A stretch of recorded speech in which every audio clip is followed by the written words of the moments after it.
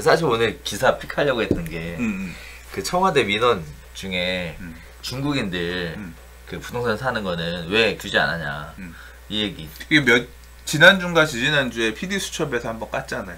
제대로 깠어요. 그러니까 그거를 중국인들은 어디서 부동산 사냐의 정보를 입수하고 어떻게 하느냐. 그러니까 중국 사람들도 그러니까 중국 사람이 아니라 조선족이지.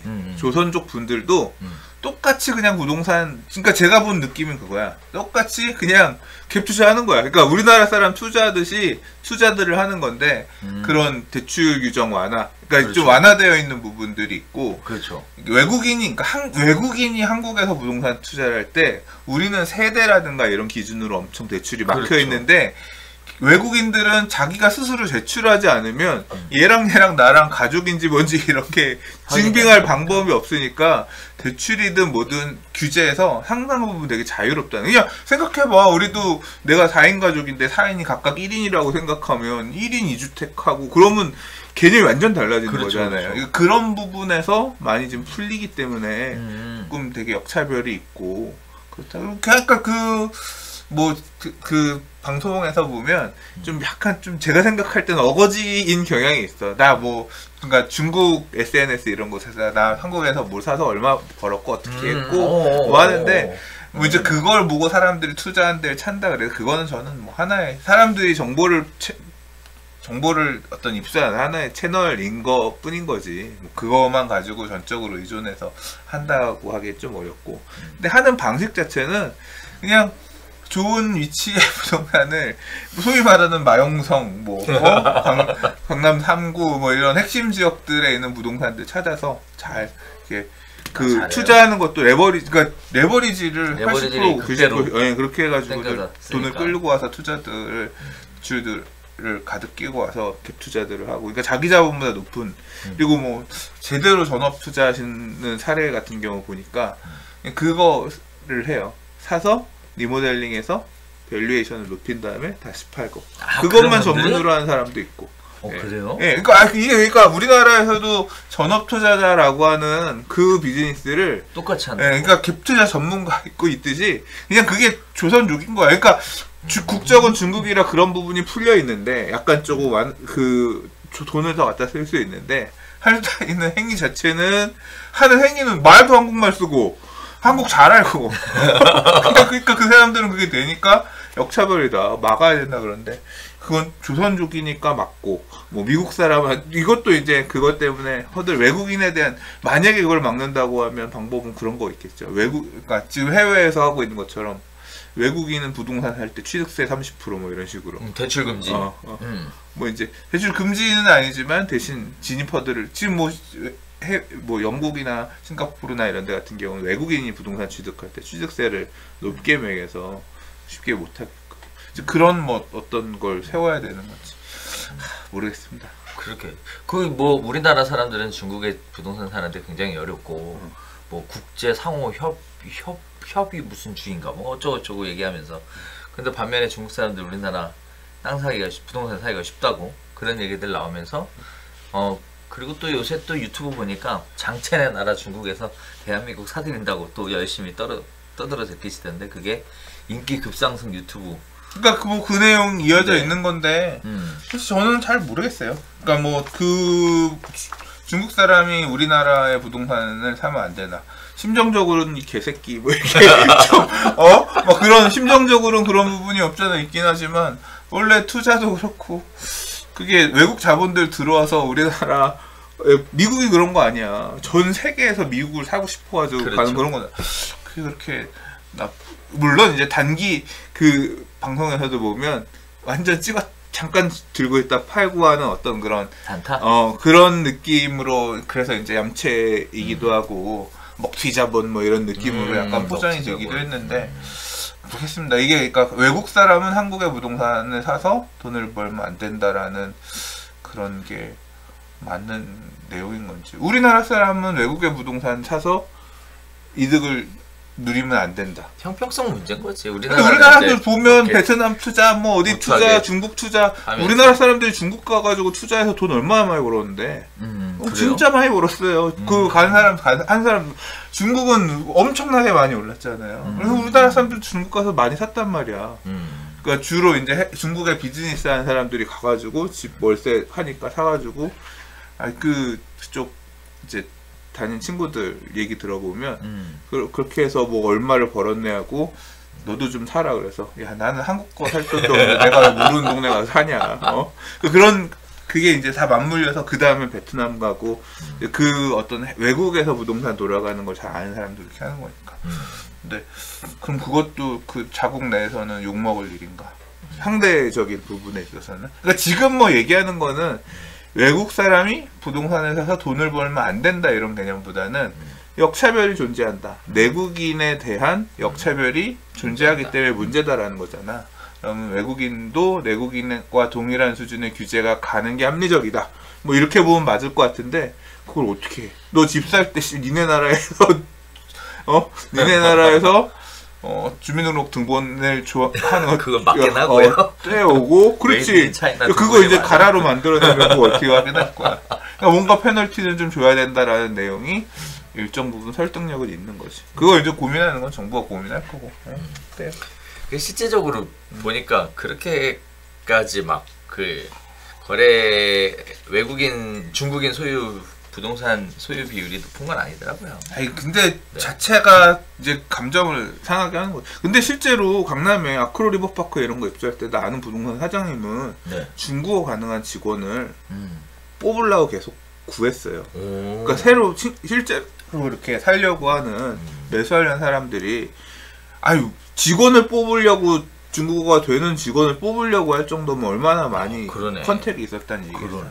이제 뭐 대충 얘기 시작하면 될까요? 해도 될 것 같습니다. 자 그러면 준비됐으면 시작할까요? 좋아요와 구독하기는 사랑입니다. 네 안녕하십니까. 2021년 7월 24일 한발 앞서 소식을 전하는 고품격 부동산 토크쇼 부동산 별별스타에 오신 여러분 환영합니다.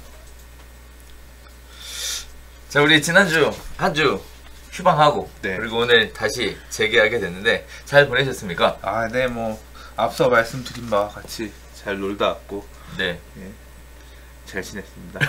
한 주 적적하지 않으셨나요? 엄청 신났습니다. 하루 갑자기 휴가를 얻은 느낌? 맞아요. 사실 언제 휴가 가세요? 빨리 가요.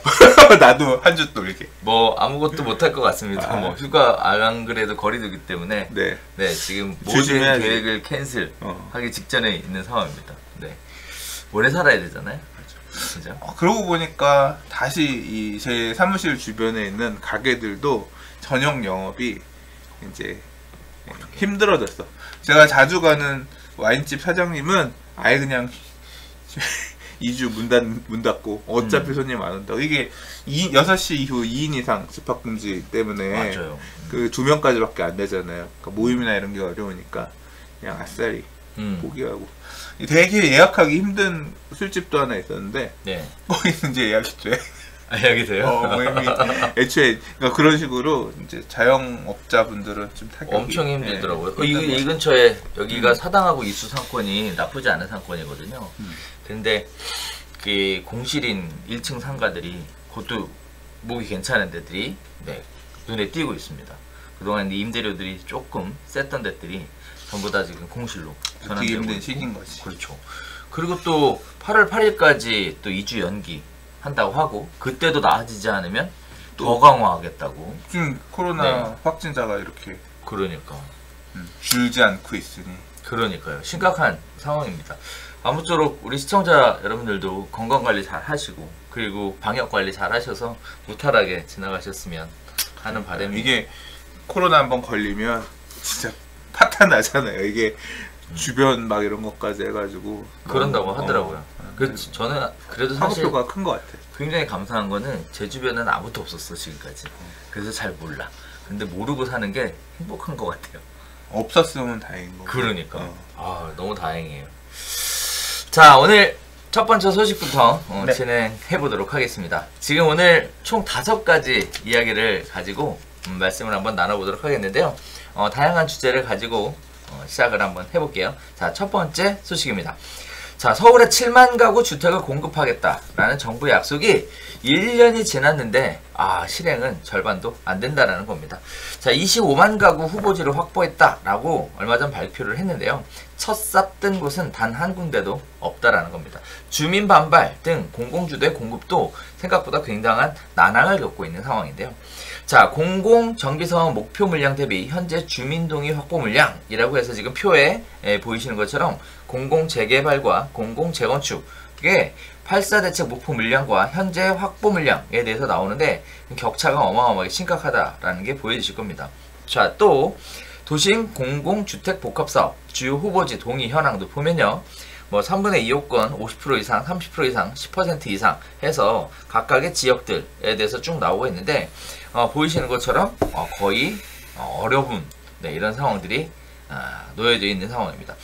자, 도심 공공주택 복합사업에서 7만 1000가구, 공공재건축 재개발 공공정비사업에서 3만 4000가구, 소규모 정비사업 도시재생사업에서 2만 1000가구, 신규 공공택지에서 11만 9000가구가 각각 공급하겠다 했는데 1년이 지났지만 아직도 한 군데도 제대로 착공에 들어간 데는 없다라는 겁니다. 자, 공공재건축 및 재개발 관련돼서는요, 여러가지 얘기들이 나오는데 일단 공공재개발부터 볼게요. 사업 시행자가 지정된 곳이 서울 동대문 용두 1-6구역하고 신설 1구역 두 곳뿐이다 라는 겁니다. 그 두 지역의 주민동의서 확보를 다 합쳐서 공급 물량을 계산해 봐도 5,000가구에 불과하다라고 합니다. 자, 공공재건축도 마찬가지인데요. 시범사업지가 망호 1구역, 중공아파트, 신길 13구역, 강변, 강성 4곳에 불과한 데다가 이마저도 공급 물량이 1,500가구 정도밖에 안 된다고 해요. 그러니까 결국은 어렵다는 얘기죠, 지금. 신규 택지도 마찬가지입니다. 용산 정비창 개발을 통해서 1만 가구로 공급하겠다라고 했지만 서울시 용산 개발 마스터 플랜 국제 공모 일정이 연기되면서 상당히 지연되고 있고요. 4,300가구 공급하겠다는 정부 과천청사 개발 주민 반발로 좌초됐다가 최근 대체부지 검토 작업에 들어갔습니다. 1만 가구 공급 예정이었던 가장 뜨거웠었죠. 태릉 골프장 개발 역시 서울시 녹지 확보 요구 등으로 인해서 당초 계획보다 물량이 줄어든 상태로 진행될 가능성이 높습니다.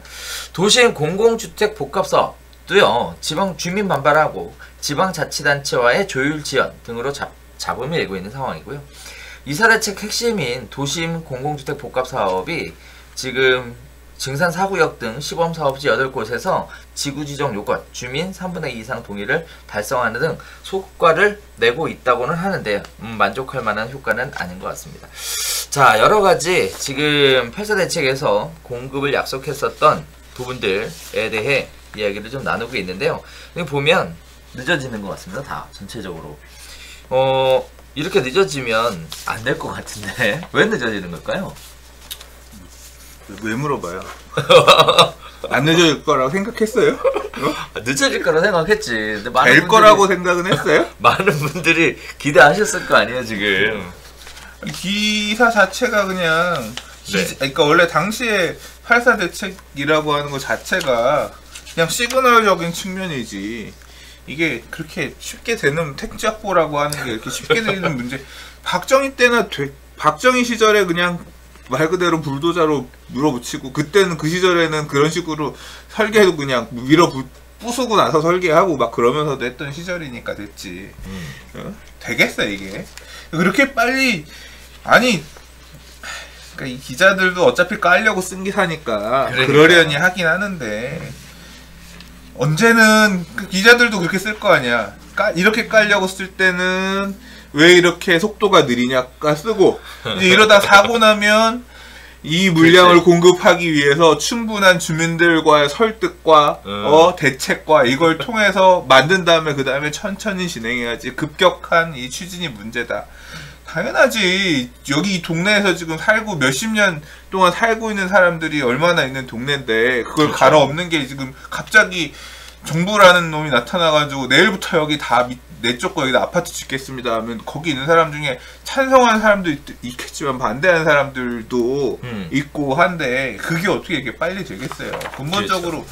이사대책 지금 8사 대책은 8사 대책이고 지금 이사대책에 따른 사업지 같은 경우는 지금 6개월도 안 됐잖아. 그렇죠. 근데 뭘 실적이 있고 없고 6개월 진짜 어이가 없어서 그래서 그냥 뭐 노력은 하겠다라는 원래 애초에 의미 자체를 내일 모레까지 만들어내겠다라는 거를 발표해도 그걸 그렇게 발표한 놈도 사실 잘못이야. 불가능한 거를 그렇게 하기 힘든 거를 노력은 했다. 그러니까 시그널적인 측면에서 국민들이 이해해 줄 수는 있지만 말을 꺼냈으니까 지키지 못한 거 욕을 먹긴 먹어야지. 먹긴 먹어야 되는데 뭐 많이 보아오신 분들은 어차피 그 시간 안에 안 될 거야. 그냥 지금 이만큼 한 것도 열심히 했네. 그렇죠. 뭐 그렇게 판단하실 수도 있겠죠. 그럼요. 그럴 수도 있죠. 근데 지금 이 기사에 빠진 게 뭐 이게 좀 더 기자로서 좀 더 그 디테일하게 들어갔다면 원래 언제까지 얼만큼 하겠다. 요의 내용이 좀 있었으면 좋았을 텐데 이제 그 내용은 없더라고요. 그러니까 지금 용산정비청도 서울시장님 바뀌었으니까 또 그렇지. 이제 인허가권자가 서울시장이니까 그렇지. 또 이제 여러 가지 딜이 들어가면서 또는 이제 사업 방향에 따라서 좀 또 이제 밀고 당기기가 있을 것 같아서 원래 원한 대로 가는 부분에 대해서도 조금 또 있을 것 같고요. 정부 과천청사 지금 과천 같은 경우는 백지가 됐고 가서 주민들이 데모하고 하니까 이제 이걸 보면 또 어떻게 하겠어요? 아 몸으로 가서 부딪히면 되는구나. 태능은 어떨지 모르겠다. 태능도 아무튼 뭐 지금 지지부진하죠. 되게 빨리 될 것처럼 얘기는 있었는데 실제로 그러니까. 예, 태능 주변에 기다리는 분 계셨는데 그냥 언제 나올지. 그러니까 이거는 또 서울시의 녹지역 보유고 그러니까 결국은 관에서 추진하는 사업인데 관하고 싸우는 거잖아요. 그죠? 뭐 다른 거는 주민들하고 싸운다고 하지만 이런 부분들이 좀 충분하게 준비를 안 해서 이런 일들이 생기지 않아요. 아니 뭐 열심히 하고 있다고 생각은 해요. 열심히 하시려고 노력하고 이런 부분도 있는데 뭐 내부 단속을 잘 못해서 올 초에 LH 사태 터져가지고 이거 택지 개발하겠다는 데 가서 땅 사가지고 하셨던 LH 임직원분들 때문에 또 이제 동력이 좀 떨어지고 이제 국민들의 원성을 샀던 부분도 있고 그리고 또 이제 민간이 갖고 있는 택지에서 사업을 하려고 하다 보면 이제 그 안에 동의라든가 그렇죠. 주민들 간 아예 이제 문제를 푸는데 시간이 걸릴 수 있는 부분도 있고 그러니까. 또 법률 개정의 부분도 있어요. 이제 법률이 개정돼야지 추진될 수 있는 근거가 되는 건데 이제 그 법률을 만들기 위해서 또 여러 가지 고민하고 시간 걸렸던 부분도 있고 뭐 맞물려서 그렇게 가고 있고 뭐 어쨌거나 8.4 대책 그 전에 뭐 2020년에 5.6 공급 대책이나 좀 더 돌아가서 2019년 뭐 이 공급을 좀 더 확보하겠다라고 했던 그런 노력들이 뭐 의미가 없는 것은 아니고 뭐 눈높이에 기자분의 눈높이에 맞지는 않을 수 있어도 너무 폄하하지는 않았으면 한다. 뭐 기자분께서 하시는 말씀 중에 하나가 결국은 눈으로 보여주는 가시적인 첫삽이 없었다. 결국 그 얘기를 첫삽은 그렇게 빨리 같아요. 나오지 않는다. 그렇죠. 네. 첫삽은 보통 이미 다 사업이 끝나서 하려고 했던 그런 사업지가 있었는데 그거 이제 이름 바꿔가지고 낼 때 첫삽 떴다. 이제 그런 정도 있으면 그거 했다고 바뀌는 거 아니거든. 이름 바뀐 그냥 옛날에 우리 2차 뉴타운 이런 것도 2차 뉴타운 첫 결실 나온다 해서 그때 무슨 구역이 나왔었는데 그게 뉴타운 때 계획이 세워서 만들어진 데가 아니라 재개발 구역으로 있는데 뉴타운이 갑자기 지정이 된 거야. 되받고 할 수 없으니까 그냥 갑자기 해가지고 그냥 분양된 거지. 그렇죠. 그러면 그 뉴타운 사업에 의해서 지어진 건 아니지.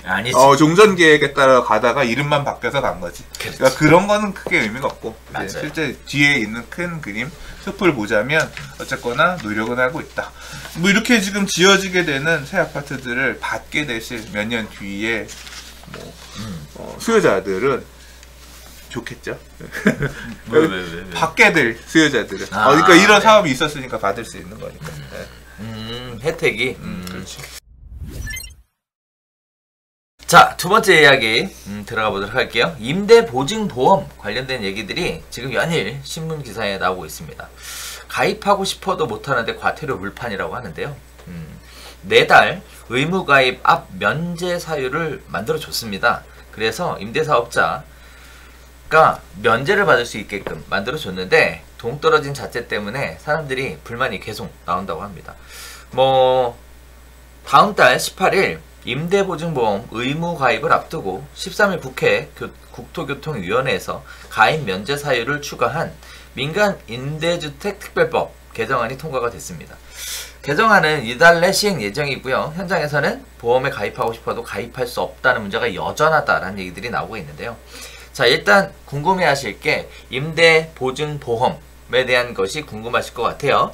자, 세입자 보호를 위해서 집주인이 세입자 전세금을 돌려주지 않으면 보험사가 대신 돌려주는 상품을 의미합니다. 정부하고 여당이 세입자가 보증금을 떼이는 깡통주택 피해를 막겠다면서 지난해 8월 18일 이후 새로 등록하는 임대사업자들로부터 보험 가입을 의무화했습니다. 다음 달 18일부터는요. 기존 임대사업자들도 이 보험에 가입해야 합니다. 가입하지 않으면 보증금의 10% 최고 3천만 원의 과태료를 납부해야 하는데 문제는 현실적으로 가입 요건을 충족하기가 어렵다는 데 있습니다. 자, 가입을 하려면 주택도시보증공사 HUG하고 SGI 서울보증 이 두 군데에서 가입해야 되는데 법인 세입자가 있으면 가입도 안 된다고 해요. 만일 법인 세입자가 있더라도 법인이 전세권 설정을 하거나 직원이 전입신고를 한다 하면은 뭐 가능하다고 하는데 매우 어렵다고 하죠. 다가구는요 원룸별 가입 자체가 불가능하기 때문에 이렇게 된다면 원룸을 하나씩 계약할 때마다 매달 과태료를 내야 하는 상황이라고 합니다. 자, 또 은행 대출과 전세금을 더한 금액이 주택가격 공시지가의 1.2에서 1.7배보다 많거나 대출이 주택가격의 60%를 넘으면 보험에 가입할 수 없다고 합니다. 뭐 보증금 사고 위험이 큰 깡통주택이라는 이유 때문이라고 하는데요. 표에 보시는 것처럼 주요 내용과 문제점에 대해서 나와 있습니다. 가입 요건에 대해서는 일단 공시가격 관련된 얘기, 그 다음에 대출금하고 전세금 합계에 관련된 얘기, 그래서 깡통주택 또는 공시가가 시세보다 크게 낮은 주택은 가입이 불가능하다는 현실적인 문제점, 가입 예외에 대한 부분, 그리고 제재 방안에 대한 부분이 보시는 것처럼 네, 표로 나와 있는 상황입니다. 오늘 다루게 될 내용일 것 같은데요. 자, 등록 임대주택 10채 중 8채가량의 원룸이나 빌라, 오피스텔 공시가는 시세보다 크게 낮습니다. 자, 매매 거래가 뜸한 지역에선 공시가가 시세 절반을 밑도는 경우도 있는데요. 이렇게 되다 보니까 실제 깡통주택으로 보기 어려운 주택까지도 가입을 못하고 있는 실정입니다. 자, 가입 요건을 맞추려면 세입자 동의를 받아서 보증금을 낮추거나 대출을 갚아야 하는데 일단 경기도에 오피스텔을 전세로 놓고 있는 분들도 이런 얘기를 해요. 전세를 반전세로 돌리면 월세를 늘려야 되는데 어느 세입자가 동의를 해주겠냐 라면서 대출 갚을 목돈을 구하지 못해서 막막하다라는 얘기를 하시고 계십니다. 자, 면제사유 신설에 관련돼서는 그 전월세 보증금이 5천만원 이하이거나 세입자가 직접 가입하는 전세보증금 반환보증 보험료를 집주인이 대신 내면 임대보증보험에 가입하지 않아도 된다고 해요. 그러나 세입자가 가입한다 하더라도 네, 임대보증보험 가입 요건이 동일하기 때문에 사실상 가입이 매우 어려운 상황이라고 합니다. 그냥 쉽게 생각하면 집주인이 과태료를 안 내고 세입자의 임대보증보험에 가입해주면 되지 않냐 라고 하지만 실제 그 요건 자체가 안 된다고 하는 거예요. 자, 보험에 가입하지 않은 임대사업자는 임대사업자 등록을 강제로 말소할 수 있다라고 이렇게 얘기하고 있습니다. 자, 이렇게 되면 세제 혜택, 임대 의무기간, 임대료 인상 등의 의무 다 사라지고요. 시세보다 저렴하게 살던 세입자가 임차료를 시세대로 올려주거나 쫓겨날 수 있는 셈이라고 하는데요. 이런 내용들을 추진해서 밀어붙이는 거 보면 처음에 취지는 일단 악성 임대사업자로부터 세입자를 보호하겠다라는 좋은 취지에서 네, 시작한 것 같은데 정작 보호받아야 될 대상은 보호가 안 되고 오히려 임대인과 임차인의 부담만 가중되는 상황이 아니냐라는 생각이 들고요. 자, 획일적 가입 기준을 적용한 탓에 전형적인 탁상행정 또는 행정 편의주의에 입각한 거 아니냐라는 얘기들이 지금 나오고 있는 상황입니다. 자, 임대보증보험 지금 문의들이 계속 나오고 있고요. 임대사업자들 입장에서 이 부분에 대한 부분들이 계속 뜨겁게 이슈를 벌이고 있는데 자, 일단 임대보증보험 이거 가입해야 되는 거죠? 가입 안 하세요, 선생님은? 이제 저는 안 해요. 아, 그래요? 왜 안 해도 돼요? 저는 안 해도 돼요. 임대사업자 등록을 안 했구나. 임대사업자가 아니야. 임사 등록한 사람이 아니야. 그러니까 나랑 상관없는 얘기야. 그렇구나. 아, 네. 자, 임대사업자 등록을 하신 분들에게만 해당되는 내용이네요. 네, 좋습니다. 자, 지금 뭐 부동산 하시는 분들도 이런 식의 질문들이 지금 계속 들어와서 어떻게 해야 되는 거냐라고 하는데, 보시는 것처럼 이렇게 되면 임대사업자 등록이 뭐 과태료를 엄청나게 물어서 임대사업자 등록을 없애겠다는 거잖아요, 지금 이게. 그러니까 보세요. 그냥 네. 이렇게 생각하면 심플해요. 어떻게? 지금 이와 관련해서 네. 커뮤니티에서도 여러 가지 얘기들을 하는데, 네. 그러니까 임사 가입, 그러니까 임대사업자 등록된 임대사업자라고 하면 보증보험 가입을 해서 세입자 보호를 해야 된다. 그렇죠. 이 세입자들에 대해 피해 발생하는 부분들을 막아야 된다. 그래서 이제 이 규정이 추가됐고, 지금 여기 기사에서도 있지만 8월 18일 이제 이후에 신규 새로 등록한 임대사업자 또는 이제 기존에 임대를 했던 분들도 18일부터 그 이후에 이제 갱신되는 계약이 있으면 이것들을 해야 돼. 기존에 있는 것들은 냅두고 갱신되면 그때부터는 이제 이 보증보험 가입을 해야 되잖아요. 비용이 발생하는 거는 둘째 문제고, 비용은 당연히 발생하는 걸 내야 되고, 그 그렇죠. 의무가 임대인한테 있으니까.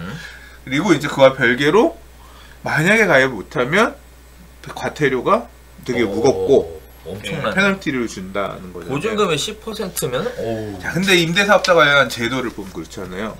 줬던 거 뺏었잖아요. 그렇죠. 야, 이거 가입할 때는 이런 혜택이 있으니까 가입하세요. 장려했다가 못 주겠는데? 하면서 니들 지금 당장 그만두면 빠져나가게 해줄게. 그런 페널티 없이 빠져나가게 해줄게. 지금 그렇게 모양새를 돌아섰잖아요. 지금 이 제도는 뭐예요? 되게 임대 사업자 입장에서 불편한 제도죠. 그렇죠. 사실 이거 꼭 따지고 보면 이 보증보험 가입도 잘 되고, 가입한 다음에 보험료만 부담하면 이렇게 가야 될 사람이 많이 있을 거예요. 다만 거기에서 빠져 있는, 그러니까 가입하기도 되게 어렵고, 지금 기사에서 얘기하는 말 그대로 가입이 쉽지 않은 이런 일부가 있단 말이에요. 네네. 그럼 이분들의 선택은 어떻게 해야 되느냐? 그냥 이분들은 그냥 어쩔 수 없어. 임대 보증보험 가입하라고 해서 가입하려고 그랬는데 가입을 안 해주는데, 난 이거를 뭐 대출을 갚는다, 여러 가지 가입하기 위해서 내가 조건을 맞추려고 하면 내가 가용한 현금 자금이 있거나, 뭐 대출 상환해서 비주를 낮춰서 간다고 하거나, 아니면 뭐 이제 그런 부분들을 해야 되는데 그 능력이 없어. 능력이 없는 사람 어쩌란 얘기야. 그만두란 얘기잖아. 그렇지. 너 임사 풀고 그냥 임사하지 마. 그거 안 되면. 그러니까 임사를 계속 줄이려고 하는, 임사자의 숫자를 줄이고, 그냥 지금 어차피 주택임대차보호법 개정해놨으니까 어차피 임대료 쉽게 못 올리시잖아요. 혜택 안 줄 테니까 가서 그냥 임대나 하세요. 정책의 의지는 뭐 그런 느낌이 이제 있는 거지. 그러니까 임사자를 숫자를 줄일 거야 앞으로. 그러니까. 아이 그거 뭐 그런 느낌을 좀 하고 있는 거지. 그렇게 되면은 불리하다, 불합리하다 막 지금 얘기하잖아. 아니 줬던 혜택 뺏어갈 때부터 불합리했어. 아니 그게 아니라 불합리하지. 그래서 임대사업자를 폐지를 했어요. 그러면 이제부터 자유로워지는 거잖아요. 오히려 이제 세금 많이 뭐 보증금 올리면 되고, 어차피 월세도 받으면 되고, 지금 전월세 엄청나게 올라갔으니까. 근데 그렇게 해서 땡기면 되는 거잖아요. 그거는 이제 선택을 그때 가서, 그러니까 그걸 재고 있겠죠. 그러니까 지금 이제 요 재계약할 때 아마 지금 임사를 내신 분들은 그 계산들을 다 하실 거예요. 내가 이거를 가져가면서 종부세 합산배제 혜택을 가져가는 게 유리하겠냐. 있으면서 뭐 그러니까 그 어떤 게 더 나한테 많이 이득이 되겠냐를 재면서 앞으로 제도가 또 어떻게 바뀔 거냐까지 같이 포함을 해서 재면서 보시겠죠. 각자가 잘 선택해서 가야죠. 그냥 큰 뜻의 의미는 제가 느끼기에 그래요.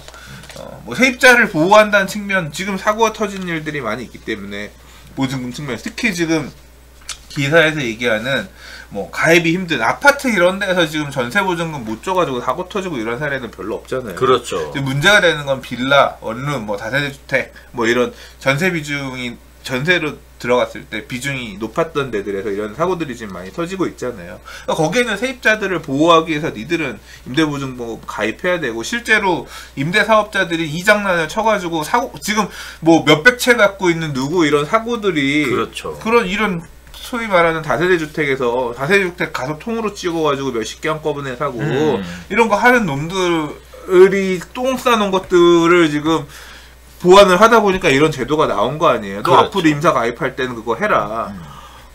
가입이 안 되네. 이거 결국은 그 사람들을 막으려고 나머지 좀 선량한 임대사업자들도 피해를 보는 부분도 없잖아 있어. 맞아요. 근데 뭐 제도가 그런 건 어쩔 수가 없는데 결과적으로는 원래 제도를 만든 숨은 뜻은 이게 아니었으나 뭐 그렇다고 해서 임대사업자의 숫자가 줄어들면 우리는 일타쌍피 뭐 이런 느낌으로 생각하고 밀어붙이시는 건지는 모르겠어요.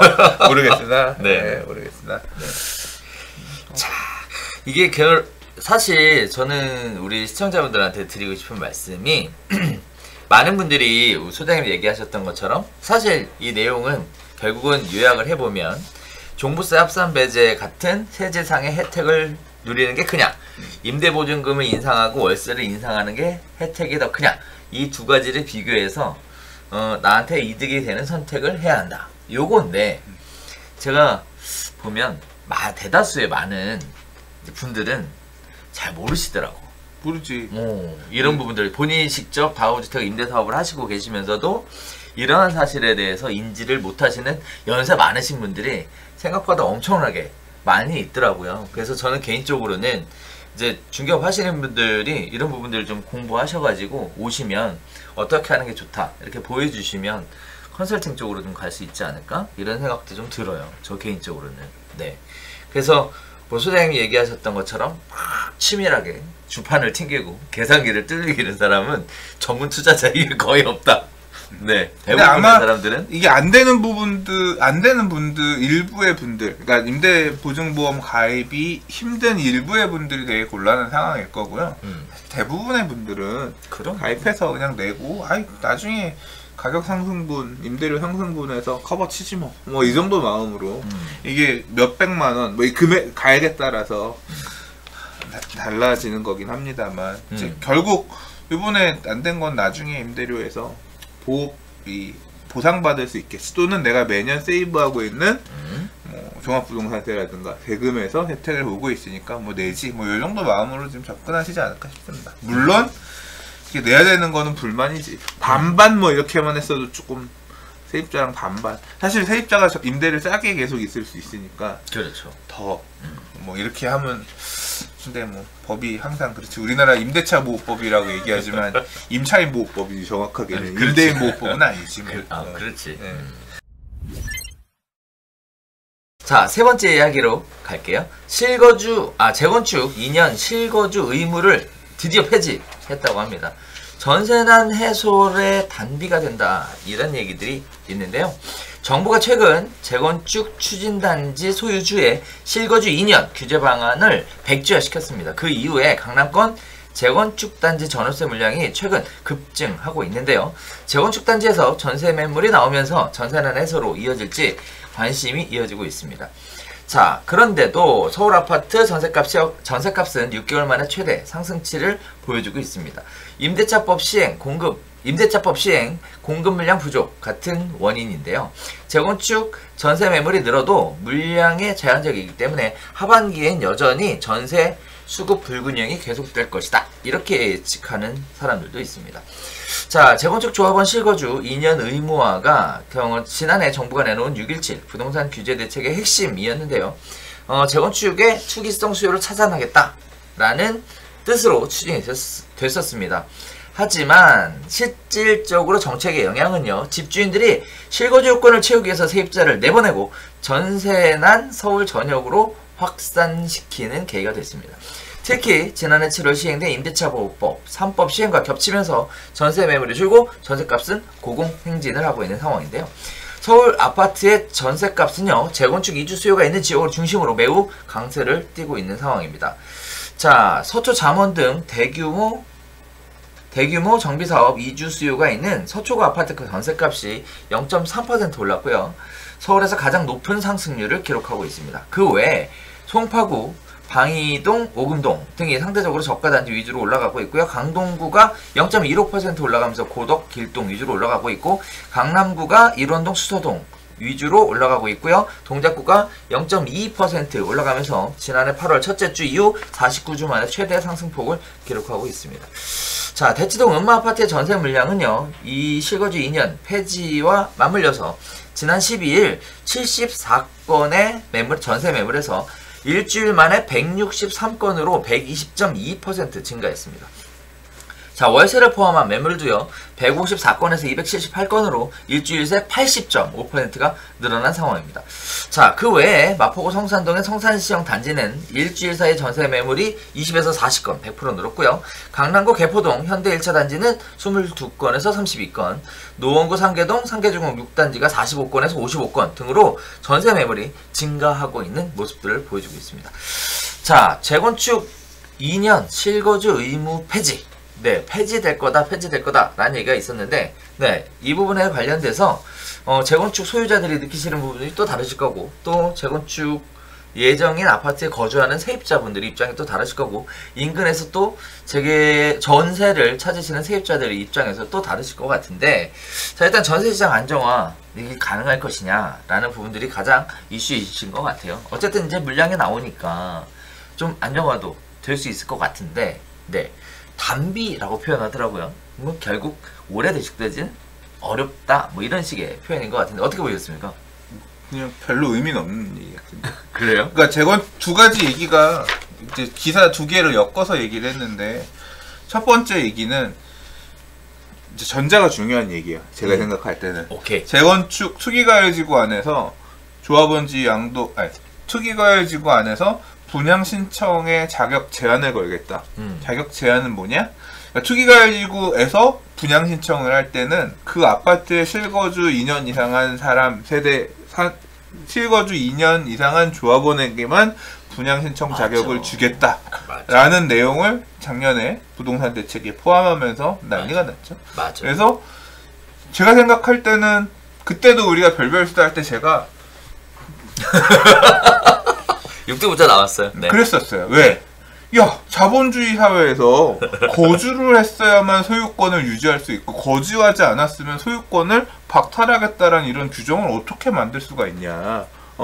이거는 말이 안 된다, 내가 생각할 때. 그리고 너무 이걸 보완하기 위한, 이게 납득이 안 된다. 2년 나는 1년밖에 거주를 이 아파트에서 안 했는데, 내가 그래서 2년 거주를 채우지 못한 상태의 집인데 갑자기 6개월 뒤에 투기과열지구가 지정이 되면서, 그러니까 투기과열지구가 지정이 되고 6개월 뒤에 분양 신청을 해서 물리적으로 2년에 실거주 채우지 못하는 이런 사람이 투기과열지구라고 하는 건 지정됐다가 풀릴 수도 있고, 그렇죠, 유동적으로 되는 거기 때문에 그런 사람들은 어떻게 구제할 거냐. 그러니까 예외 규정으로 다 구제들을 해줘야 되는데 그걸 만들기가 물리적으로 제가 볼 때는 어렵다. 도대체 뭘 기준으로 만들겠다는지 모르겠다. 이건 말이 안 된다. 그때 막 엄청 그랬거든요. 근데 이게 원래 여러 가지 이슈들이 많이 있었죠. 예를 들자면 압구정동 올 상반기 압구정동 부동산 가격 상승에도 사실 어떻게 보면 원인이 되는 이유였어요. 왜냐하면 조합 설립 인가 작년 이게 2020년 12월까지 이 법률 개정을 한다 그랬고, 그래서 그 이후에 조합 설립하는 곳들부터는 적용이 된다고 하니까, 그러면 법이 바뀌기 전에 빨리 조합 설립을 해서 피해가자, 이런 움직임들이 만들어지면서 맞아요. 조합 설립들을 되게 앞당겼고, 맞아요. 그 조합 설립을 앞당기다 보니까 조합 설립 인가가 나면 또 조합원지 양도 제한 규정이라는 게 생기면서, 그렇죠, 적용이 되면서 못 산다. 그래서 압구정 재건축은 지금 무조건 가서 사야 된다. 압구정 살 수 있는 막차 떠난다. 이러면서 집값이 또, 그렇죠, 단기 과수요가 몰리는 그런 원인이 되기도 했거든요. 맞아요. 그러니까 여러 가지 부작용들이 많이 있었던 제도인데, 이거를 이렇게 저렇게 기사도 많이 나왔어요. 예외 규정을 어떻게 둘 거냐. 그래서 그 안들을 만들고 검토를 하다가 안 되겠다 싶었는지, 보통은 이런 법률 개정안을 본회의에 놔서, 그러니까 올리지 않고 폐기하는 게 그냥 기한까지 냅두다가 자동으로 이렇게 소실되게끔 이렇게 보통은 했는데, 이거는 앞으로 입법 추진할 의지가 없다는 걸 확실하게 보이기 위해서 회의 올려서 없애는 걸로 그렇게 했다고 하더라고요. 그러니까 그 부분이 일단은 첫 번째 중요한 내용입니다. 그렇죠. 근데 요게 딱 있고 나서, 그러니까 이 부작용 중에 하나가 뭐였냐면, 앞으로 재건축을 추진한 주요 단지들에서 2년 실거주를 채워야 되니까 주인들이 세입자한테 계약갱신을 거절하고 나는 이걸로 재건축을 통해 새 아파트를 받아야 되니 분양 신청을 해야 되니 너는 그냥 나가주셨으면 좋겠습니다. 내가 들어갈 거예요. 그러면서 음마아파트 등으로 대표되는 이런 아파트들은 집이 낡았으니까 그렇지. 리모델링하는 특수도 발생했고 났었지. 전세 매물들은 씨가 마른 상태가 네네. 됐고 그러면서 전세가격이 급등하는 그런 영향이 있었단 말이에요. 맞아요. 근데 요게 딱 발표가 나서 바로 나타난 게 지금 기사 후단에 있었던 임대 매물이 1.2배 늘었다. 그러니까 매물들이 주인이 그럼 난 안 들어가서 살아도 되겠네. 또는 살고 있던 주인들도 아이씨 나 괜히 들어왔네. 그러나 다시 내가 살고 싶은 데로 가고 여기는 그냥 세놓고 빠져야겠다. 이제 그러면서 이제 시장이 다시 좀 임대 시장이 돌아가는 그런 모양새가 된 거죠. 그래서 요 내용이 지금 전반에 대한 얘기인 거고요. 지금 이제 후반에 대한 얘기는 올 하반기에 지금 전세난이 상반기보다 심화될 것이다라고 하는 우려들이 되게 많이 있었어요. 그렇죠. 그 이유 중에 하나는 재건축 등으로 멸실 주택들, 그러니까 멸실을 해야 되는 지역들이 있고 그럼 주택 수가 줄어드는 거니까 그 인근 지역들 같은 경우는 임대 매물들의 공급이 아파트 신규 입주는 막혀있는 별로 상대적으로 늘어나지 않는 상태에서 멸실되는 주택이 많으면 인근 지역으로 임대 가격 여파가 올 거고 지금 방배동도 지금 반포 이주에 바로 영향이 오고 있을 거 아니에요? 이제 끝났어? 이만큼도 없어? 네. 이만큼. 가끔 물어보시는 분 정도. 네. 네. 그런 영향들이 조금 있다는 우려가 있고, 근데 현실적으로는 그렇게까지는 영향이 없대네요. 네. 이제 그런 우려들이 있는 상황에서 이렇게 전세 매물들이 나오면 조금 더 단비가 되지 않겠냐라는 기대감 섞인 기사인데, 저는 뭐 그렇게 큰 의미를 줄 필요는 없는 내용이라고 생각해요. 오히려 첫 번째 선생님 얘기하셨던 투기가해지고 그러니까 그 전자의 의미가 있는 거고 뭐 전세 매물들 지금 뭐 보세요. 74건에서 163건으로 늘었다. 좀 많이 늘었네. 많이 늘었죠. 근데 물건 몇십 개 더 늘어난 수준인데 이게 어떤 전세난을 극복하기 위해서 또 재건축 아파트들은 집이 낡아서 또 이제 진입하고자 하는 수요들도 제한적이기 때문에 그렇게까지 그런 큰 의미를 두기엔 좀 그럴 것 같고 오히려 이제 이 내용을 통해서 많이 얘기하시는 게 그거죠. 임대차 3법 그거는 지금 요거 안 한 걸로도 이렇게 지금 임대 매물이 나오는 효과가 있는데 맞아요. 임대차 3법도 번복해야 되는 거 아니냐. 다시 되돌려서 시장 제대로 돌아가게끔 해야 되는 거 아니냐. 이제 그런 주장을 하시는 분도 일각에서는 있어요. 그래요. 맞아. 이해는 될 것 뭐 같아요. 그런 정도의 네. 생각해볼 쟁점인 것 같습니다. 자, 그럼 결국은 이런 관점일 수도 있잖아요, 선생님. 규제를 풀었어요. 그러니까 이제 결국 음마아파트는 이제 사도 되는 거잖아요. 27 입주를 안 해도 되니까. 그러니까 매매 가격이 올라가는 데는 당연히 영향을 주겠죠. 올라가는 쪽으로. 반면에 규제를 푸니까 임대가 숨을 쉬어. 그래서 물량도 공급이 되고 시장도 좀 안정화가 되는 이런 모습들을 보여준다라는 건데 그럼 결국 규제를 푸니까 임대 시장이 안정화된다. 뭐 이런 식의 논리를 펼치실 수도 있을 것 같아요. 네. 자, 그다음에 전세 매물 찾으시는 분들이 많이 계실 텐데 보시는 것처럼 재건축을 진행을 하다가 하셨던 이런 지역들이 지금 현재 단기간에 물량이 나오기 때문에 이런 지역들이 싼 전세를 기대하기는 어려워도 전세 매물이 있으니까 네, 이런 쪽으로 접근해 보시는 것도 기회일 수 있을 것 같고요. 또 하나 이주 수요 관련돼서는 제가 좀 드리고 싶은 말씀이 아까 선생님 얘기하셨던 대로 반포에 있는 분들이 이주를 하니까 방배동으로 넘어오냐 이런 얘기 하셨는데 예전에부터 이미 움직임은 있었어요. 벌써 굉장히 일찍 시작했었죠.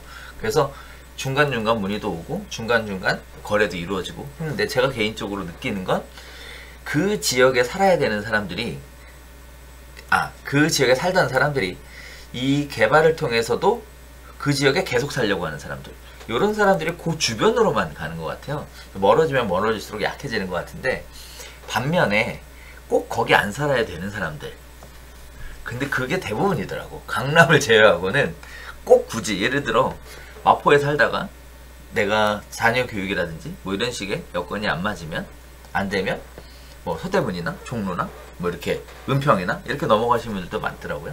또 서대문에 사신 분들도 가자동이나 은평으로 넘어가신 분들도 많고 종로에 사셨던 분들도 반면에 하면서 넘어가셨던 분들도 많고 자 그래서 이런 부분들이 좀 뭐랄까요 꼭 거기에 살아야 되는 이유가 약한 지역들은 굉장히 넓게 퍼져서 이주 수요 때문에 전세 가격이 막 일대에 올라간다 이걸 느끼기는 좀 어려운 것 같고 반면에 강남 지역들 같이 꼭 거기에 살아야 된다라는 주장과 호불호가 굉장히 강한 경우에는 전세 이주 수요가 시장에 미치는 전세 가격에 영향을 주는 것 같고 저는 개인적으로는 그렇게 보고 있거든요. 그래서 모든 지역에 다 똑같이 영향을 미치는 건 아니다라는 거 그런 말씀을 하나 드리고 싶습니다. 전세 시장이 하반기에도 계속 불안하게 간다라는 게 대부분의 전문가들의 의견인데 이런 부분들은 진짜 하반기에 계속 전세 시장 불안할 것 같죠? 잘 모르겠어요. 잘 모르겠습니다. 좋습니다. 잘 모르겠어 진짜로. 아 그래요. 네. 네. 그래서 많은 분들이 지금 보이시는 것처럼 하반기 전세 시장이 이러이러한 부분들 때문에 지금 현재 재건축 실거주 2년 폐지가 관련된 부분이 그냥 일시적으로 생기는 단비 수준이지 자 중장기적으로 볼 때 전세 시장 안정화까지 연결시킬 수 있을 만큼 큰 호재는 아니다. 이런 식의 이야기들은 하고 있습니다. 자, 네 번째 이야기 바로 넘어가 볼까요? 710 대책 1년 지났습니다. 징벌적 세금에도 다주택자하고 법인이 오히려 늘어났다고 하는데 사실 이 기사 보고 깜짝 놀랐죠. 자, 정부가 다주택자에 대한 세금 부담을 늘린 710 부동산 대책을 발표한 지 1년이 지났지만 다주택자와 법인 수는 오히려 늘어났다고 합니다. 정부가 다주택자에 대한 세율을 인상하는 내용의 대책을 발표했습니다. 다주택자와 법인에 대한 종합부동산세율을 기존 3.2%에서 최대 6%까지 인상을 했고요. 양도소득세율과 취득세율은 물론 재산세까지 모두 인상했습니다. 그런데 법원 등기정보광장에 따르면 지난달 아파트 등 집합건물 2채 이상 소유한 개인이 195만 4,629명으로 192만 6,208명 수준이던 지난해 7월보다 오히려 3만 명 가까이 늘어났다고 합니다. 두 채를 소유한 사람이 전체 다주택자의 77.7%, 세 채를 소유한 사람이 29만 3,175명으로 전체 다주택자의 12.3%, 네 채를 소유한 사람이 0.6%, 다섯 채를 소유한 사람이 0.2%라고 하고요. 다주택자 얘기였습니다. 법인도 장난 아니더라고요. 두 채 이상 소유한 법인이 10만 5,936개로 작년 7월보다 4,600여 개 늘어났다고 합니다. 오우, 지난 5월 말과 비교해서도 한 달 만에 1,000개 가까이 다주택 법인이 늘어났다고 하는데요.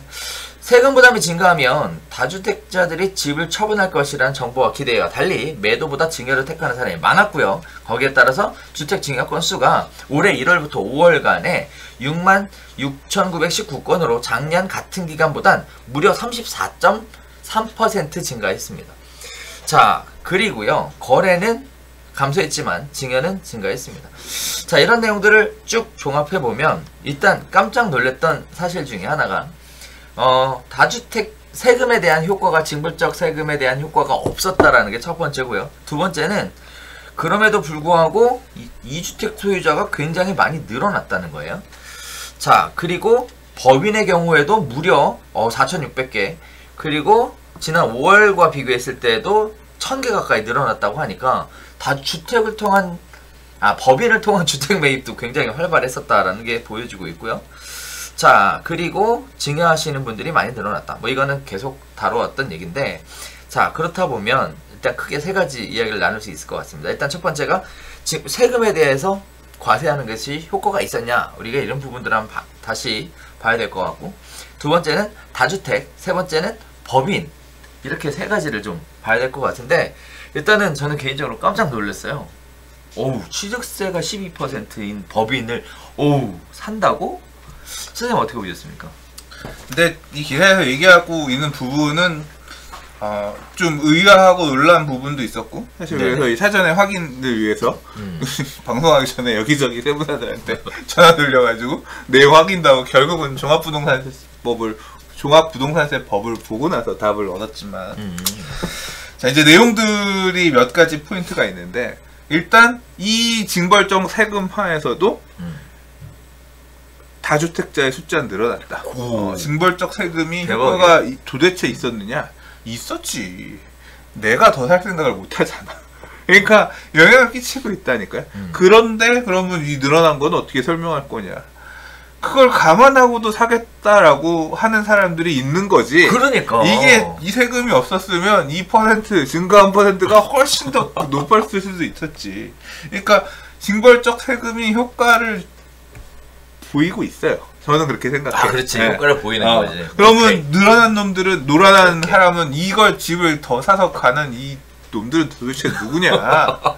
이 사람들도 공부를 하지. 네. 양도소득세로 더 많이 뜯기지 않을 그런 지역, 양도소득세 중과가 없는 지역에 가서 주택수를 늘리려고 하고 취득세도 12% 내기 싫으니까 공동주택 가격 1억 미만에 뭐 이런 것들. 그러니까 말 그대로 지금 주택이 아닌 그러면 지금 주택만 카운트해서 그렇지 요새 같은 경우에는 비주거용 부동산이나 약간 이렇게 이게 날개가 달려서 박쥐처럼 이게 쥐야 새야 뭐 이런 느낌처럼 그런 오피스텔 중에서 이런 쪽으로 무해해서 간다거나 그러니까 그런 사람들의 니즈들은 계속 커지고 있다, 줄지 않고 있다라는 것의 반증이란 거예요. 그러니까 구멍들을 찾으려고 하는, 그러니까 이 부동산 상승장에 대한 상승장이 당장 꺼지지 않을 것이라는 기대를 갖고 있는 사람들이 이만큼 많다는 그러니까. 얘기의 반증인 거고, 그 사람들이 이제 그런 이상한 물건들, 뭐 이상한 표현은 좀 그래요. 그러니까 요 규제에서 빠져 있는 물건들의 개수를 늘려서 이 상승장에서 어떻게든 좀 돈을 더 먹어보겠다라고 하는 게 그냥 나타나 있는 자료다. 그분들의 행동이 정당하다, 정당하지 않다, 뭐 그런 판단을 하고자 하는 건 아니고요. 이제 그런 걸 나타나는 데이터다라고 생각이 돼요. 이제 그 다음 부분이 사실 이해가 안 갔어요. 법인. 법인은 이게 왜냐하면 제가 아까 우리가 했던 얘기가 그거예요. 내가 법인을 만들어. 그 다음에 1억 미만의 공동주택을 6개를 사서 그 법인으로 공동주택 가격의 합이 5억 원이면 이 법인은 종부세를 낼까 말까가 질문이었는데 그 궁금했거든요. 맞아요. 근데 낸다 안 된다를 명쾌하게 아는 사람이 내는데요. 이거 공제가 없어서 막 이제 명쾌하게 답을 못 해주는 사람들이 많았는데 내용을 이제 결국은 나중에는 세무사님한테 다 보고 저희도 답을 찾았는데 내는 게 맞아요. 내는 게 맞아. 그러니까 이 종합부동산세의 납세 의무자는 가지고 있는 부동산이 6억을 초과하는 사람, 법인이 납세 의무자가 아니라 대한민국에 재산세를 내는 사람은 전부 다 종합부동산세 납세 의무자야. 깜짝 놀랐어. 그러니까 일정 금액을 초과하는 사람이 납세 의무자가 아니라 재산세를 내는 사람은 납세 의무자야. 종부세를 무조건 내야 돼. 맞아요. 근데 네가 갖고 있는 게 6억을 안 넘으면 9억을 안 넘으면 공제해 줄게, 이런 공제 조항이 있는 거지. 맞아요. 그 공제 조항이 법인에 없어졌기 때문에 내야 되는 거야. 그 기준 그렇다고 보면 법인은 6%에 따르는 그렇죠. 어마어마한 종부세를 내면서 이 주택을 1년 보유를 해야 되는 건데 야, 이 짓을 하는 거는 도대체 그러니까 왜냐면 법인의 개수가 늘어났다는 얘기는 설명이 안 되는 거예요. 6%씩 보유세. 이 법인 세율 6%라는 얘기는 10몇 년 지나면 나라에 집 10몇 년 갖고 있으면 나라에서 세금으로 집 가져간다는 얘기거든요. 네. 그러니까 그 세금을 내면서 어떻게 버틸 생각을 하는 사람이 4,600명이나 4,600개의 법인이나 늘어났지 이해가 안 갔어. 지금 이해가 갔냐? 구멍은 또 있을 것 같아요. 그걸 보고 나서 계속 생각을 해봤는데 보유세는 누가 내요?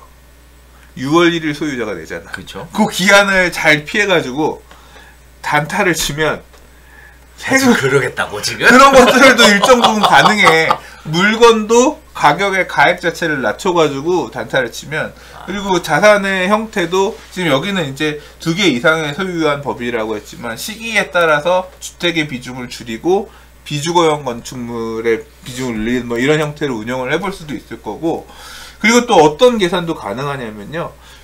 이게 10년 가지고 있으면 60%지만 네. 1년 가지고 있으면 6%잖아. 6%에 대한 종부세를 내더라도 내가 1년 또는 2년 단기에 그만큼 그 이상의 그러니까 상승분 차익이 예를 들어 한 30% 50% 나고, 그러니까 이슈가 있는 지역들은 그렇게 날 수도 있잖아요. 갑자기 없던 지역이 재개발이 된다.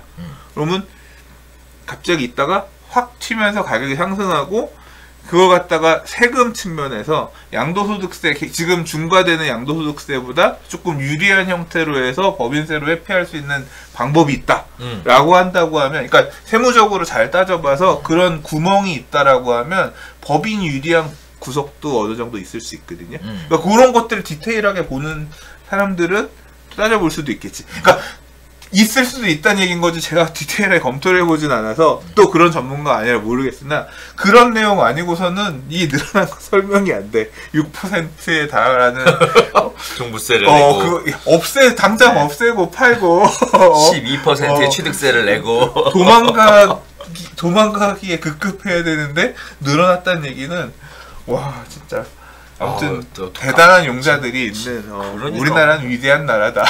와 이런 사람들이 있다. 진짜. 네. 네, 그런 부분이 있고요. 네. 그리고 이제 증여가 늘어나는 거는 요새 아까도 그래서 요 내용 관련해서 세무사님 통화를 하면서 여쭤봤더니 다시 네. 증여에 대한 문의는 또 늘어나서 요새 얘기하고 있다고 하시더라고요. 그래서 결국 이제 증여를 통해서 증여세 내고 취득세 내고 이렇게 하시는 것들을 보면 돈들이 많다. 돈들이 많다. 돈들이 네. 많다. 근데 나는 개인이 부자라니까. 사실 오늘 기사에 꼽지는 않았지만 요즘 빌라가 엄청나게 장이 뜨겁다고 하던데 혹시 관련된 거 알고 계신 거 있으세요? 그러니까 빌라는 되게 구멍이 많죠. 그러니까 빌라가 되게 인기가 많은 이유는 당연히 지금 민간 재개발을 열겠다라고 오세훈 서울시장이 얘기를 했기 때문에 그냥 다 가자 신축 쪼개기 하는 놈들이면 오면 이제 그런 시장일 거예요. 그리고 사람들이 그렇게 쏠려가면 뭐 이성이 어딨어. 그냥 그 중에 이제 재개발 구역이 지정이 될 애들은 제한적이겠지만 일단 내가 산 빌라가 재개발 구역이 포함돼서 막 몇 배 오르는 그런 기염을 토할 거야, 이런 어떤 기대감과 사는 거니까 예. 뭐 그거는 막을 수가 없어요. 그렇죠. 그렇게 가는 그렇죠. 건데 네. 이제 되게 사람들이 구분도 잘 못해. 부동산을 좀 많이 했다고 하시는 분들도 그 구분 못하고 계시더라고요. 공공재개발, 공공직접시행 정비사업, 공공주택특별법에 따른 도심공공주택 복합사업, 공공재개발사업, 민간재개발사업, 뭐가 어떻게 다르고 어떤 거 사도 되고 안 사도 되는 거 이거 잘 몰라. 그렇지. 근데 그거뿐만 아니라 최근에 이제 또 법 통과된 게 뭐 소규모 주택, 그러니까 법 이름이 힘들어가지고 빈집 및 소규모 주택 정비에 관한 특례법. 이 법에서 정하고 있는 사업 방식에 따른 일부 사업도 이제 그 법 통과되고 나서 매수한 사람들은 청산되게 되게끔 하는 그 규정이 포함됐거든요. 그래서 일정 날짜 이후에 산 사람은 그냥 무조건 청산되는 그 규정을 담고 있는 법률이 지금 몇 개가 생겼어요. 이제 내가 그 날짜 이후에 그 동네에 가서 아무것도 모르고 빌라를 샀는데 그 지역이 그 사업으로 추진되잖아요. 그럼 나는 분양 대상자가 못 되고 그냥 무조건 청산돼. 그러니까 그런 지뢰밭이 지금 서울 안에 곳곳에 펼쳐지는 거예요. 서울 수도권에 펼쳐지게 되는데 전국적으로 펼쳐지겠네. 그 사업을 지방에서도 그렇죠, 하니까. 지방에서. 그렇게 되면 그거를 어떻게 하나하나 다 알고 하냐고. 그러니까 법을 만드는 놈들은 국회의원 개새끼 소리가 진짜 나오는 게, 일단 뭐 주택 공급에 대한 니즈는 알겠는데 어떻게 먹고 살기도 바쁜 개인들이 그 지뢰를 다 피해가면서 가냐고. 억울한 사람들이 되게 많이 나올 수밖에 없어요. 그러죠. 네. 그렇죠. 네. 그러니까 그런 게 지금 다 뒤섞여 있습니다. 그럼에도 불구하고 빌라가 강세다?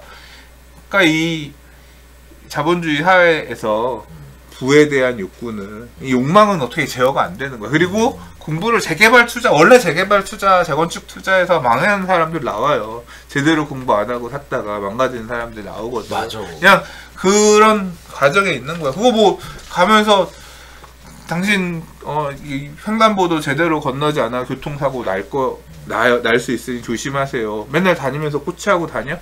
그 사람이 가다, 야, 교통사고 안 났잖아. 내가 산 물건 문제 없었잖아. 쏠 수도 있어. 근데 잘못하면 날 수도 있다고요. 그 얘기를 재개발할 때 이거 살 때 조심해서야 됩니다. 이거 뭐 언제 얘기를 하겠어. 그냥 그렇게 굴러가는 거지. 그래서 그냥 그 큰 흐름은 막을 수가 없는 거야. 막을 수가 없는 거야. 그게 무식하니까 용감하다는 말이 있잖아요. 그 한편으로 보면 있더라고 실제. 그러니까 공부하면 할수록 무서워서 못 해. 그러니까. 항상 그렇더라고. 그러니까. 그래서 항상 좀 싸고 이런데 함정이들이 있어. 그래서 그래서 싼 물건에 항상 함정이 있고 비싸다고 해서 또 함정이 없는 것도 아니야. 그래. 하는 놈이 사기꾼이면 비싸도 함정이 있어.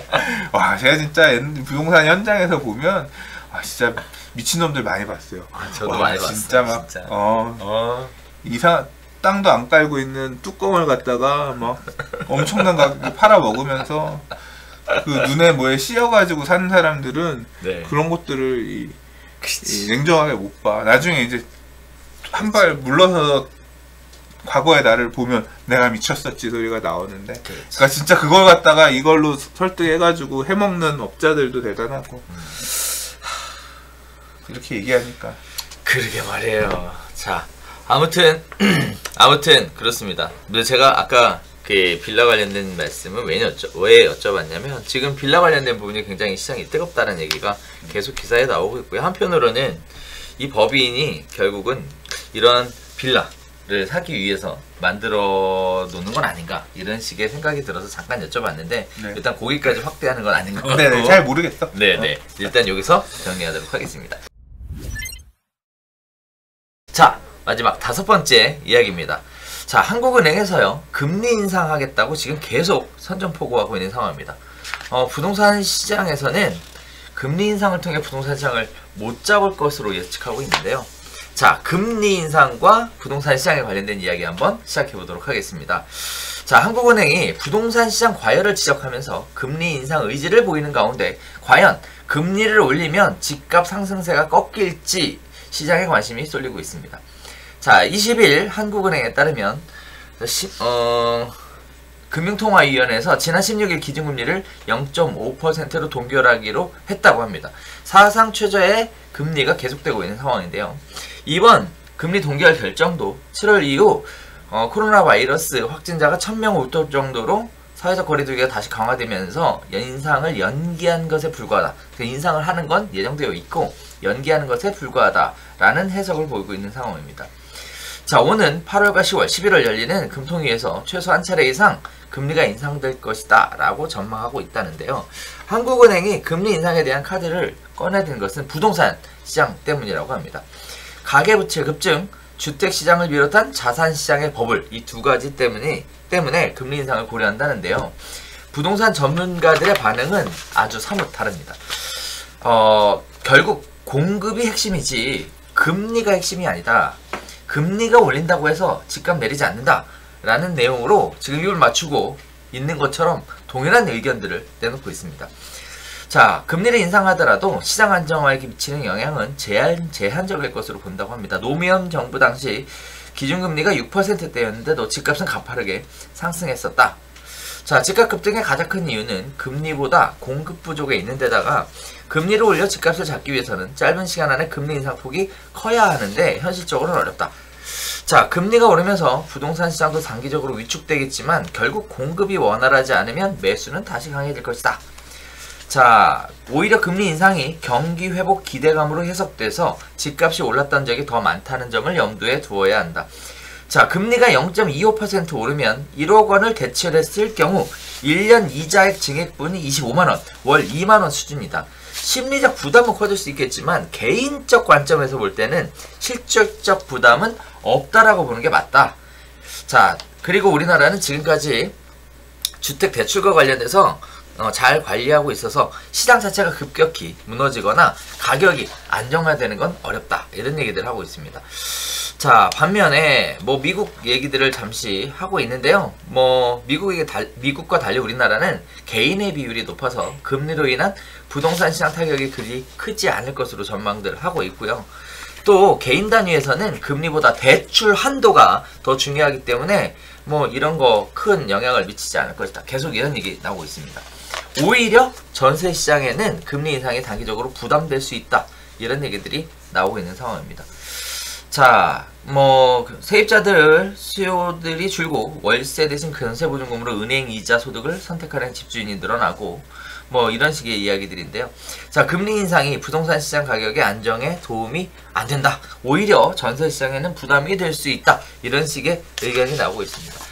자, 어떻게 보셨어요? 금리 인상, 부동산 시장 상관관계. 이거 지난번에 하긴 했는데.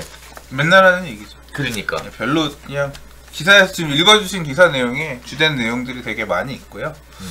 그냥 뭐 동의하는 편이고 예, 별로 그렇게 새로운 얘기가 아니라서 한국은행이 금리 올릴 수 있겠어요? 뭐 올린다고 해도 얼마나 올리겠어요? 그냥 딱 그걸로 끝나는 것 같고 시장 참여자들도 금리 인상을 겁내지 않는 것 같습니다. 그러니까. 예, 지금 코로나 지금 확진자 다시 늘어나고 뭐 이런 상황에서 지금은 조금 일단은 금리 인상을 주저주저 할 거라고 생각하고 올린다고 하더라도 뭐 금리 뭐 3% 4% 올리겠어요? 많이 올려봐야 1%포인트 정도 0.25%포인트 한 번 올리고 뭐 얼마나 더 계속 올릴 수 있을지 모르겠지만 내가 더 내야 될 이자 증가분에 대해서 뭐 지금 대출을 받고 있는 사람들이 또는 받을 사람들이 그렇게 공포감을 느끼는 수준은 아닐 거고 뭐 기사에도 있었던 것처럼 한도가 축소되면 깝깝해 그럴지 몰라도 그렇게 크게 반응하진 않을 것 같은데 현재로서. 뭐 저 개인적으로는 이런 생각도 좀 해봤어요. 일단은 제가 이 여러 가지 기사들 중에 가장 마음에 좀 와닿았던 거는 뭐냐면 금리가 0.25% 오르면 1억 원을 대출했을 때 1년 이자액 증가분이 25만 원이다. 월 2만 원이라는 거죠. 그 심리적 부담은 커지는데 실질적 부담은 거의 없다라는 거. 심리적 부담이 왜 커져? 그걸 알면 야 그냥 밥 한 끼 덜 먹으면 우리 이런 거잖아. 우리 이런 거. 막 정작 월로 환산해서 이자를 계산해보면 얼마 안 되는데 대출 받으셔야 됩니다. 이자가 뭐 예를 들어 3.1%입니다. 3.15%입니다. 0.5%나? 뭐 이러잖아. 난 모르겠어. 하도 고금리를 많이 써봐가지고.